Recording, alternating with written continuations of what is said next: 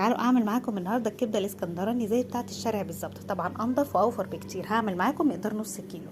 هنجيب معلقتين كبار من الثوم المفروم، عليهم نص معلقه من الملح، نص معلقه من البهارات المشكله والشطه والكزبره الناشفه. الكزبره الناشفه بحط معلقه كبيره، واحط معلقه من الخل ومعلقتين كبار من الزيت. اخد نص المقدار احطه على الكبده، والنص التاني بيكون عند الطاسه سخنه على النار احط عليها حوالي نص كوبايه من الزيت. هنزل عليها بخليط الثوم اللي انا عملته، بعد كده الشرايح من الفلفل الرومي، وبعد كده انزل بالكبده يا دوبك تتشمع من تحت، اقلبها على الوش التاني واقلبها كده خفيف، ما احاولش اقلبها كتير عشان ما تتهريش معايا. بعد كده اديها بقى معلقه كبيره برضو من الكزبره الناشفه، واللي عايزه سبايسي زياده بحط فلفل حامي في الاخر.